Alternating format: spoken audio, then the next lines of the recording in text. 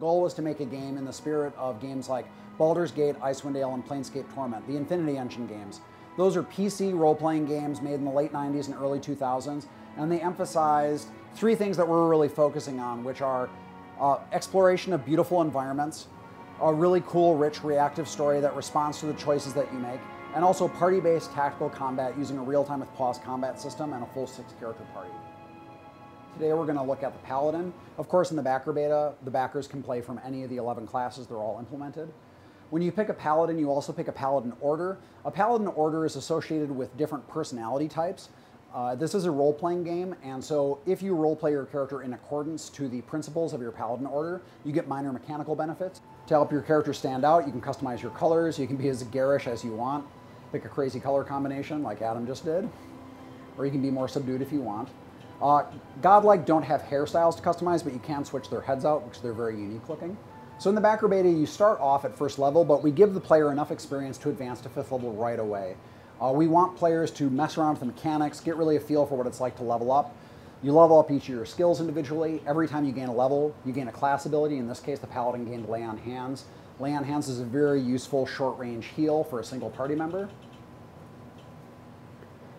You can also pick talents as you level up. Talents are like feats in D&D. In this case, he's taking Intense Flames. That makes the Paladin's Flames of Devotion attack, which is a powerful offense, more powerful. Inspiring Triumph is a nice passive bonus that you get every time the Paladin downs a defeated opponent. The party members gain additional buffs, or additional defensive buff while they're near the Paladin. Liberating Exhortation is another nice support ability the Paladin gets. That allows characters to ignore hostile status effects. So if you get a character that's poisoned, paralyzed, something really horrible is happening to them, you can use Liberating Exhortation to temporarily suspend the effects of all those negative status effects. And then at 5th level, the highest level ability you get is Zealous Charge. That is an aura that you can get that will accelerate all of your party members' movement in combat. A Paladin's auras are modal. You can only have one active at a time, but once they're on, they stay on. In this case, he just enabled Zealous Focus. Zealous Focus makes all the party members who are near the Paladin more accurate in combat. However, if you decide that you want to trade that off, you need all the party members to move really fast, you can use Zealous Focus, but they are exclusive. Over the course of the game, you get different Paladin Zealous auras, and you can switch them out tactically as you see fit. So now we have our party all leveled up, and we're going to go inside the tavern and find a room to rent.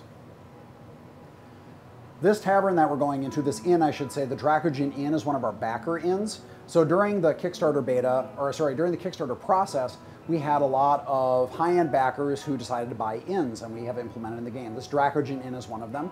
And behind the bar is a man named Dengler, for our backer, Stephen Dengler. So he's the barkeep, and we can ask him about rooms that he has available for rent. In the Infinity Engine games, it often wasn't very compelling to stay at an inn because you could usually rest in the wilderness. It was unlimited and free, it was no big deal.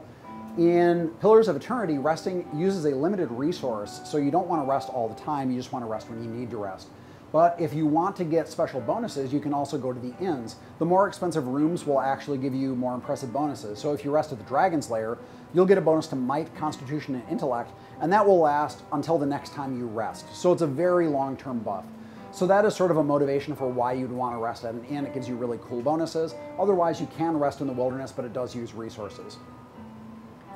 We can also use inns to talk about hiring additional adventurers. We have 8 companions that you can get over the course of the game, but we found that even though most of our players like companions, sometimes there's one companion that they just really don't like. They don't want him in their party. They just, I hate this guy. So if you don't want to use that companion, or if you want to build a different character, you can use the Adventurers Hall to buy your own adventurers, just like you might in Icewind Dale. So in Icewind Dale, you could build your whole party from scratch if you wanted to. So you have the ability to do that too through the Adventurers Hall. But we have 5 party members. That's enough to go on an adventure. So we're going to go out and try to find a quest to do.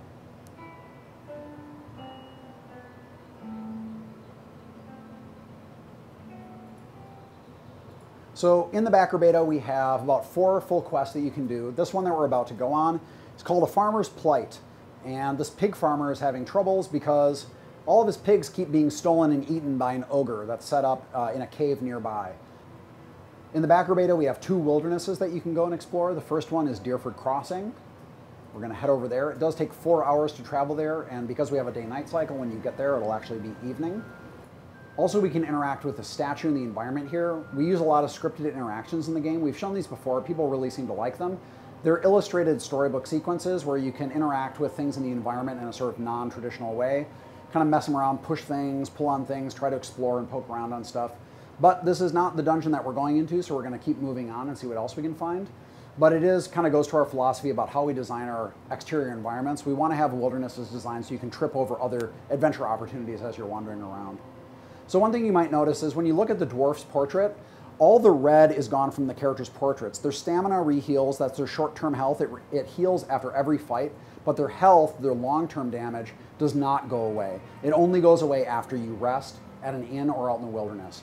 So the dwarf is very, very wounded. You can see because he has very little green left. If it goes down to 0, he'll be maimed. If it happens again, he'll be outright killed. Once a character is killed, there's no resurrection in the setting, so that character's gone. So we're going to actually choose to rest in the wilderness, use one of our 3 camping supplies. Resting brings back all your health, it brings back all your daily abilities, so it makes it very nice for you to keep moving. And it's a strategic choice that you make. Every time you use that, it uses a resource, so you don't want to overuse it or you'll run out and have to go back to town.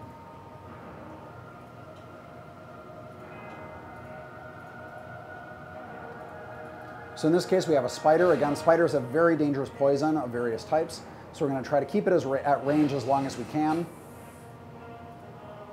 The rogue's crippling strike was very effective at immobilizing it.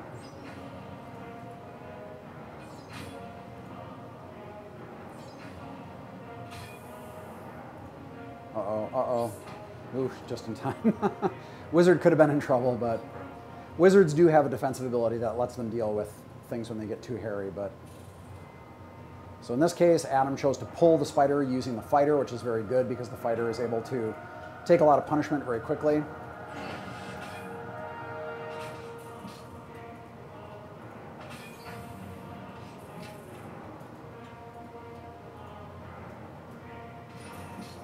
So just there, the priest used an ability called Divine Mark. Divine Mark not only does damage, but it really lowers the deflection attribute of the creature, so it makes them much easier for the rest of your party to hit. As often as possible, even when the priest is doing offensive actions, we try to reinforce the idea that the priest is about helping the party out. So here we have Korgrak. Korgrak is big and strong, but he's also very smart, so you can try to talk him down. You can convince him to leave. You can also convince him to be your friend if you want, but today we're not interested in that. We're going to fight him. So the big thing with ogres is you do not want to let them get near you, so we're going to try 2 tactics right away. We're going to try to cripple the ogre, and we're going to try to immobilize him using the halt ability. We're even going to have our fighter switch over to using an arbalest, which is a siege crossbow. And the paladin is only there in case the ogre starts moving again.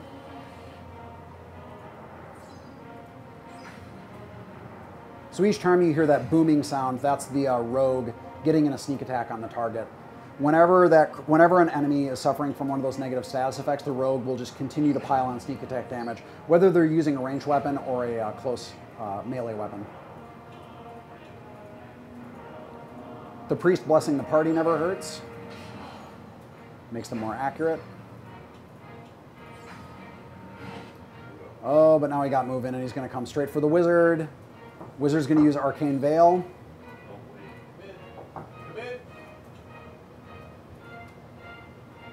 Oh no, okay. So the rogue was able to get out of the ogre's way right away.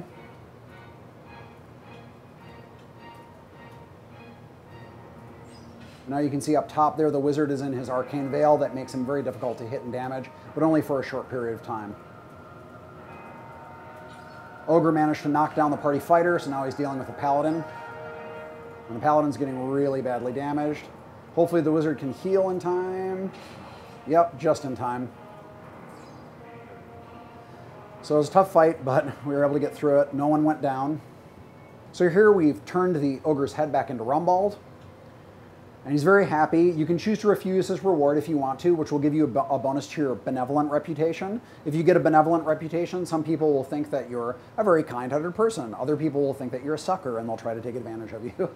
but that's the choice that you make. No matter what, though, Rumbold always gives you a piglet. So he has a runt of his litter that he doesn't have much to do with, so he gives it to you. And you can equip it in your pet slot, and then it becomes a little teeny pet that will follow you around. It doesn't participate in combat. It can't be hurt or target things or anything like that. It's purely cosmetic, but it is something that we've had a lot of fun just messing around with, and the designers were very eager to give out pets as rewards in the game.